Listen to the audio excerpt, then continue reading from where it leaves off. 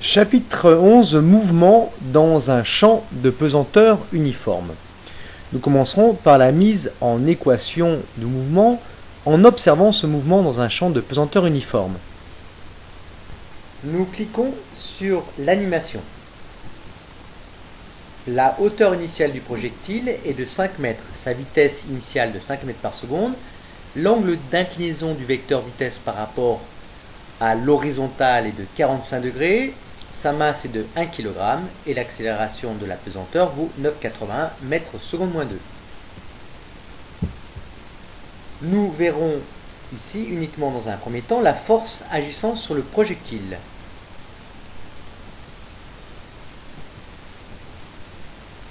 La seule force qui agit sur le projectile est son poids P. Le mouvement est dit mouvement de chute libre. Observons maintenant l'accélération au cours de ce mouvement.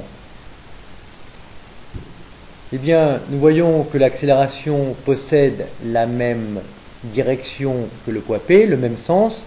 Évidemment pas la même norme, car l'accélération a pour unité le mètre seconde moins 2 et la force a pour unité le newton.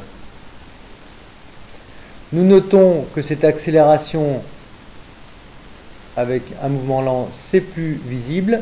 Cette accélération est constante puisqu'elle garde sa direction, son sens et sa norme égales tout au long du mouvement. Démontrons maintenant par la seconde loi de Newton la relation entre l'accélération et le poids P. Donc la somme des forces extérieures agissant sur le solide de masse m en mouvement dans l'air se réduit essentiellement à son poids. La poussée d'Archimède et les forces de frottement sont négligeables. La seconde loi de Newton nous dit que la somme des forces extérieures égale au poids P, qui est égal à mg, et qui est égal à m fois le vecteur accélération du centre d'inertie g du solide. Autrement dit, le vecteur champ de pesanteur g est égal au vecteur accélération petit g. G étant constant, l'accélération est constante. Sur ce graphe, nous voyons l'accélération ici au cours du mouvement en deux points distincts et le vecteur champ de pesanteur petit g qui est égal au vecteur accélération. Équation différentielle du mouvement. Le vecteur position du centre d'inertie est dans le repère orthonormé RO et J cartésien, orientant respectivement les axes x, y. Donc vecteur OG égale xi plus yj. G est le centre d'inertie du point, du solide, pardon, et O est le centre du repère, xi plus yj. Le vecteur vitesse maintenant du centre d'inertie G du solide est égal à la dérivée du vecteur position par rapport au temps. Vecteur vitesse égale à la dérivée du vecteur position OG par rapport au temps. Je dérive xi plus yj, i et j étant constants. Il nous reste quoi? Eh bien la dérivée de x par rapport au temps qu'on note x point et la dérivée de y par rapport au temps qu'on note y point. Le vecteur accélération du centre d'inertie est égal à la dérivée du vecteur vitesse par rapport au temps. Donc le vecteur accélération, c'est la dérivée du vecteur vitesse. On dérive encore une fois x point, on trouve x point point, i, et y, quand on le dérive par rapport au temps, ça donne y point point j.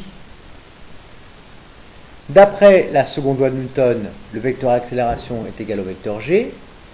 Donc x point point i plus y point point j égale gxi plus gyj, gx étant la coordonnée de g sur l'axe des x et gy étant la coordonnée de g sur l'axe des y. Gx est nul parce que la projection de g sur l'axe des x est nulle.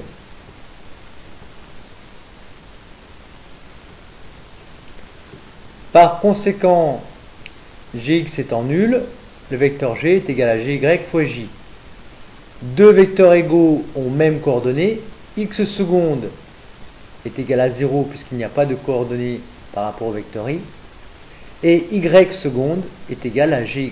Voilà les équations différentielles du mouvement concernant l'accélération. Équation horaire du mouvement et équation cartésienne de la trajectoire. Quelles sont les conditions initiales? Eh bien, à t égale 0, le centre d'inertie se trouve au point G0 de coordonnées x0, y0.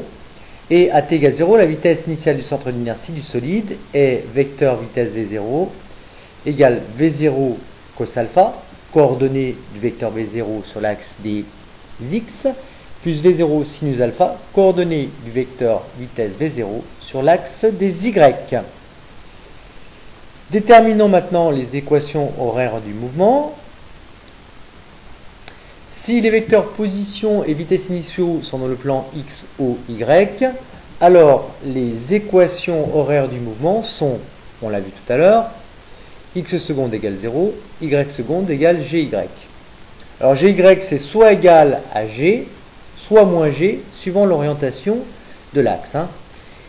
X point, eh bien, c'est la primitive de x seconde, c'est-à-dire la fonction qui dérivée va nous permettre de retrouver x seconde.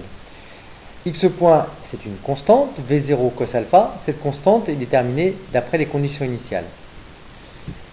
Y point, c'est-à-dire la vitesse sur l'axe des y, est égal à gy fois t plus v0 sinus alpha. v0 sinus alpha déterminé avec les conditions initiales. Si nous dérivons y point, nous retrouvons y point point, puisque gy est une constante, ainsi que v0 sinus alpha.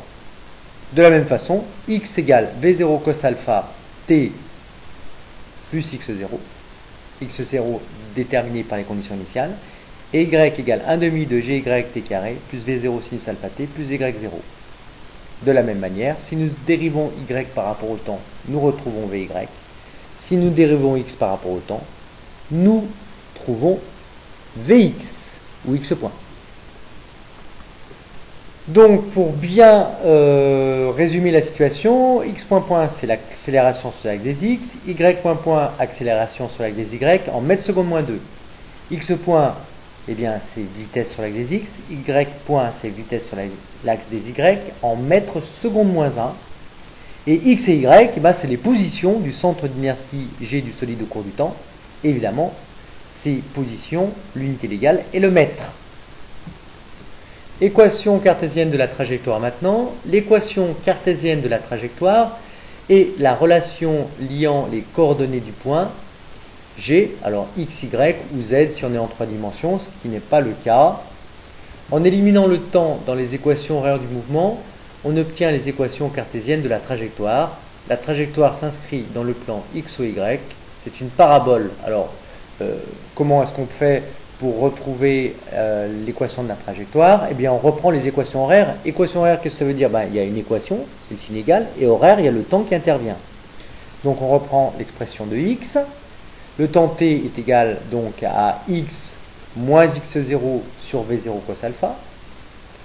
Et comme y a cette expression en fonction du temps, eh bien, il suffit de remplacer t par son expression et retrouver l'expression de la trajectoire, l'équation de la trajectoire. À noter que c'est de la forme y égale a x carré plus bx plus c. C'est donc bien une parabole. Flèche et portée. On appelle portée, le point P ici de la trajectoire, la distance maximale parcourue sur l'axe horizontal. À cet instant, l'ordonnée du point P est nulle. Il suffit de calculer son abscisse xp pour obtenir la portée. Ce calcul est effectué à l'aide des équations horaires ou éventuellement à l'aide de l'équation de la trajectoire. Il suffit effectivement de résoudre cette équation. Yp égale 0 égale 1 demi de gy facteur de xp moins x0 au carré, etc. C'est une équation du second degré avec deux inconnus généralement qui se résout en simplifiant, c'est-à-dire en prenant la valeur de x0 nulle, et ça ne donne qu'une seule solution. Pas de panique en terminale, les équations du second degré ne sont pas au programme. La flèche, point F de la trajectoire, correspond à l'altitude la plus élevée atteinte par le projectile, calculée à partir de l'altitude initiale y0. Alors, qu'est-ce que l'on a en F? Le vecteur vitesse étant tangent à la trajectoire, il est horizontal, donc la vitesse sur l'axe y est nulle.